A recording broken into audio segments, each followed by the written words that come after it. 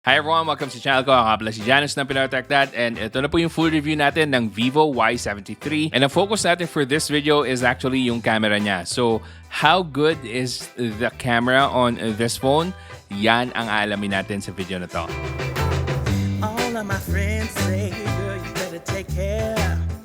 Okay, so kung gusto nyo mapanood yung quick unboxing natin itong vivo Y73, meron na po tayong video, ililink ko po dyan sa description box and pati na rin po dito, annotate ko sa card. So just quickly guys, papakita ko lang sa inyo kung ilan yung performance capability nito based on Antutu benchmark. So again, meron tong MediaTek Helio G95 na 12nm fabrication. I know medyo matagal na po nilabas yung Helio G95 kasi hindi na po siya bagong chipset, but anyway, you can still get 342,000 Antutu benchmark points dito, which means malakas pa rin siya. Nasa mid-range yung performance niya in 2022. So kung mag-gaming ka dito, pwedeng-pwede. Kayang-kaya niya mag-games dito.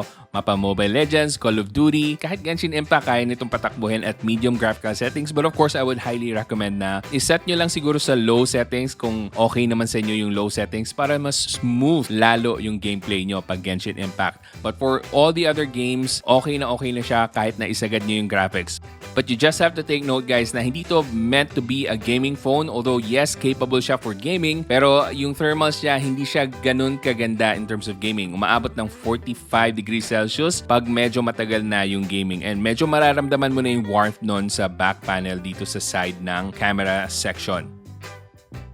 Now, kung gagamitin mo naman ito sa ibang bagay tulad na lang ng daily use, for casual use, social media, browsing the internet, taking photos, taking videos, kayang-kaya nito. Now, there is one very minor downside lang pag G95 na napansin ko sa lahat ng phones na merong MediaTek Helio G95, and that is pag nanonood ka ng YouTube and sinet mo to 4K or even just 2K resolution yung video mo, manonotice mo na may mga lag na mangyayari habang nag-stream ka ng YouTube. So, I would highly recommend na iset mo sa 1080p yung maximum resolution mo pag nanonood ka ng YouTube para smooth na smooth yung experience mo.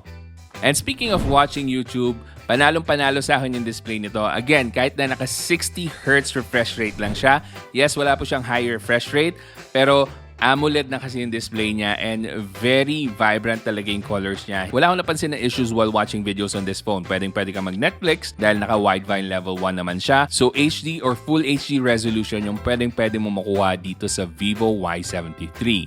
So kung display lang ang usapan, hindi ko naman na-miss talaga yung high refresh rate. Although yes, would have been nice kung meron 90Hz refresh rate or kahit 120Hz refresh rate. Pero once again, i-emphasize ko sa inyo guys, para sa akin lang naman to, personal choice ko, na kung pagkukumpara natin or papipiliin tayo ng 120Hz refresh rate na LCD panel versus a 60Hz na panel na AMOLED, mas pipiliin ko pa rin yung AMOLED dahil sa vibrant colors and infinite contrast. Now, bago natin pag-usapan yung camera, na-curious ako dito sa battery life kasi nga 4,000 mAh lang yung battery capacity nito, pero apparently, maganda naman pala yung endurance. So, napanood niyo yung video ko tungkol sa mga batteries ng phones, you will know na pinag-usapan natin yung battery capacity versus battery endurance, na may possibility na minsan na kahit na lower yung battery capacity, mas maganda yung battery endurance niya. Para sa akin, tingin ko, napakaganda ng battery endurance nito. Napakaganda ng standby time, kayang-kaya niya mag-last for a full day, and kahit na full day na, meron ka pa ring extra charge na natitira, and that's for casual use with Wi-Fi turned on the whole day. Hindi naman sagaran yung paggamit nun. Ginamit ko lang siya as a secondary phone, pero dito ko pa rin chinecheck yung mga social media messages ko from Facebook, and kahit na panonood ng YouTube, ginamit ko talaga siya para lang makita ko yung battery endurance ng phone na to. And so far, so good yung performance niya. And sa charging speed naman, 33 watts of fast charging, nasa 1 hour plus yung charging time, hindi ganun katagal. So overall, para sa akin, yung battery capacity niya, battery endurance as well, and yung charging speed niya, perfect na perfect para dito sa phone na to. So again, i-stress ko lang sa inyo guys na hindi ako nakulangan sa 4,000 mAh na battery capacity itong Y73. Alright, so next naman, pag-usapan na natin yung camera nito dahil ito yung main highlight talaga or main selling point ng Vivo. Unahin muna natin yung mga shots natin during daytime. Yung HDR capability niya is very good. So makikita nyo dito yung isang photo, blown out yung sky, pero nakapag-adjust naman siya. Nung next shot ko, kitang-kita yung clouds, kitang-kita yung sky. So very good HDR adjustment. Now meron lang ako isang problem na nakita dito, siguro yung sa focusing niya. For instance, this photo right here. So makikita nyo na in focus yung mga dahon. Pero yung flower mismo, medyo blurred. So hindi na siya nakafocus sa flower, which is supposedly the subject of my photo. Kaya naman niyang i-lock in, pero tingin ko hindi pa rin siya 100% na naka-lock in dito sa flower mismo. You really have to check your focus first kung saan nakafocus yung camera nito kasi minsan hindi niya sure kung alin ang ifo-focus niya na subject. So, yan lang talaga yung kailangan mong i-take note of kung kukuha ka man itong phone na to in terms of your camera or photography capabilities. But overall, very good naman yung quality ng shots na nakuha ko. Very sharp and detailed yung images and very vibrant. You can see naman yung colors ito, they pop out. Pero nasa mid-range level yung quality ng mga photos na pwede mo makuha dito sa vivo Y73. And also, I need to highlight guys na yung makikita nyo during the preview ng mga shots nyo is not the final photo na makukuha nyo. For example, itong nasa display nyo ngayon is yung preview natin before ko i-take yung shot. And then yung next photo naman is yung actual shot natin. So makikita nyo na nag-adjust talaga siya. Yung sky natin sa preview, blown out, hindi natin makita talaga yung details.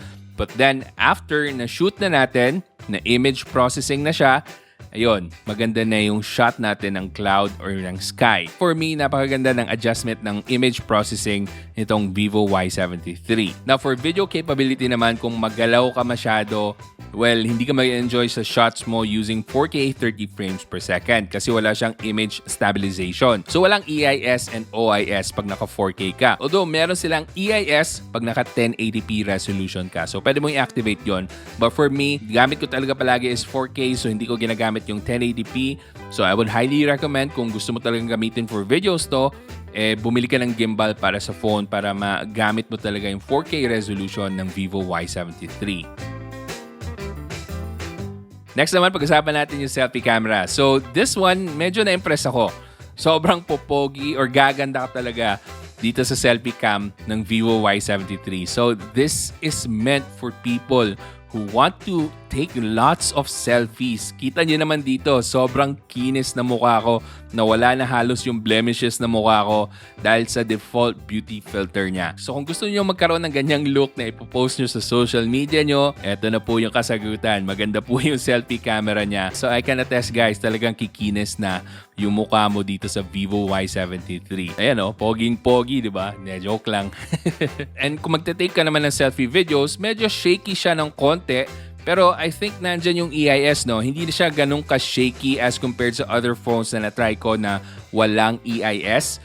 So, this one, naka 1080p resolution tayo. And makikita nyo may konting shake. And then, the only issue that I have is sobrang blown out ng background. So, I guess double-edged sword siya, no? Kasi kung gusto mo makita yung background mo, magda-darken naman yung mukha mo. Pero kung gusto mo makita yung mukha mo, ma-overblown naman yung background. So, yan yung kailangan nyo tandaan. Kung mag-shoot kayo ng video gamit ang vivo Y73 in a very well-lit environment or sobrang bright environment. So, yun lang naman yung mga comments ko sa selfie camera. And by the way guys, meron din pala tong dual video or picture-in-picture capability. So kung gusto nyo picture-in-picture, ayan, makikita nyo nasa video natin, pwede ka magkaroon ng dual angle just in case na may gusto kang i-shoot dito sa baba and then dito rin sa taas. Now next naman na highlight nila for camera is yung night mode daw. Sa mga test ko, hindi ako gaanong na-impress. So para sa akin, medyo underwhelming yung night mode nitong vivo Y73. So yun lang yung mga comments ko tungkol sa camera nitong vivo Y73. What do you guys think sa mga samples na pinakita ko sa inyo? Is it okay? Is it good enough para sa presyo niya? And speaking of presyo guys, available na to for 14,999 pesos sa link dyan sa description box na ilalagay ko. So kung gusto mo nang bumili ng vivo Y73, andyan po yung link sa description box. Kailangan nyo lang tandaan, again, wala siyang high refresh rate, wala siyang ultra-wide na camera, and then 4,000 mAh lang yung battery capacity niya. Although para sa akin, walang problema dun sa 4,000 mAh battery capacity kasi nga sa testing ko, okay naman yung battery endurance niya. Na bago ko ibigay yung final thoughts ko sa vivo Y73, Para sa inyo guys, okay na ba yung total package nito na magandang design, magandang camera, as well as AMOLED display although walang high refresh rate? And okay na rin ba sa inyo yung battery capacity nito? Let me know in the comment section kasi gusto kong mabasa yung thoughts nyo about this phone. Na para sa akin guys, kung makukuha nyo to at a good discounted price, kung meron kayong mga vouchers, kung makukuha nyo to sa Lazada birthday sale and merong magandang discount, pwede tong phone na to. Na kung gusto mo pang manood ng mga reviews ko, meron po akong review ng vivo Y71T, nandyan yung link. And ng Poco M4 Pro, andyan naman po yung link. So hanggang sa susunod, ako nga pala ulit si Janus ng Pinoy Techdad. Kita-kita ulit tayo. All of my friends say, girl, you better take care